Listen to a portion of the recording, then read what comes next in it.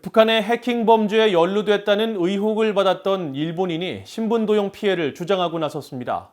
일본인뿐 아니라 한국과 미국에 거주하는 개인들도 같은 의혹을 받았었는데 이들도 북한 해커들에 의해 같은 피해를 입은 것으로 추정됩니다.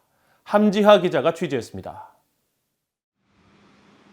마이크로소프트사가 북한 해커를 상대로 제기한 소송이 진행되고 있는 미국 버지니아 동부 연방법원이 14일 편지 한 통을 공개했습니다.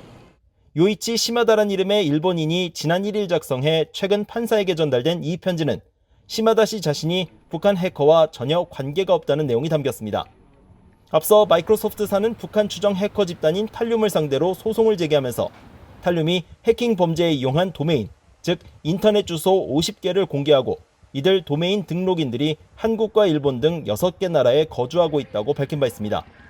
여기에 포함된 시마다 씨는 편지를 통해 북한 해커들을 알지 못할 뿐 아니라 북한 문제에 대한 자신의 관심은 불량 정권에 의해 납치된 일본인들의 송환을 시도해야 한다는 점에 한정된다고 강조한 겁니다. 북한 추정 해커 집단 탈륨의 도메인 등록인에 이름을 올린 인물 중에는 각각 한국의 서울과 경상북도에 거주하는 현모 씨와 송모 씨도 있습니다. 이들도 시마다 씨와 같은 상황이라면 이들 역시 신분 도용의 피해자일 가능성이 큽니다.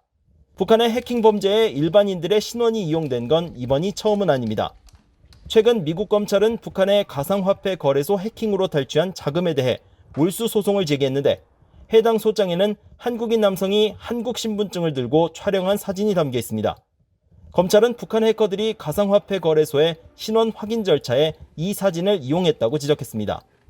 북한 해커들은 악성 코드가 포함된 가짜 이메일을 보내는 이른바 스피어 피싱 방식으로 해킹 범죄를 저지르는 것으로 알려져 있으며 최근에는 미국의 한반도 전문가나 언론인 등을 사칭한 사례가 급증한 것으로 전해지기도 했습니다.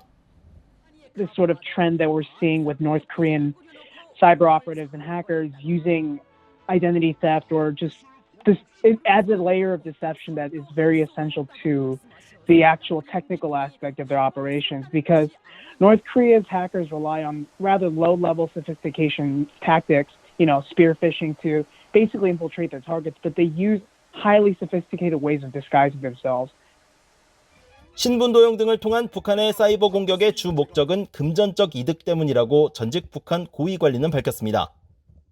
지금 수천 명에 달하는 북한의 IT 전문가들과 해커들이 불법으로 벌어들이는 돈은 1년에 약 10억 달러에 달한다고 추측하고 있습니다. 미국은 북한의 노동력 시장과 IT 프로그램 아웃소싱을 제공하는 중국 회사들 그리고 북한의 해커들이 국제금융망에서 자금을 갈취하도록 협력해주는 중국 회사들과 외국 회사들을 제때 족발하여 제3자 제재를 가하는 엄격한 조치를 취해야 한다고 생각합니다.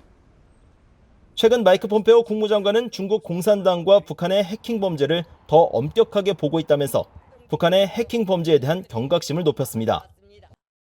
국무부도 북한의 제재 회피에 대응하는 제보 웹사이트를 개설하는 등 북한의 사이버 범죄에 대한 적극적인 대처에 나서고 있어 북한의 사이버 범죄 단속에 어떤 결과들이 나올지 주목됩니다.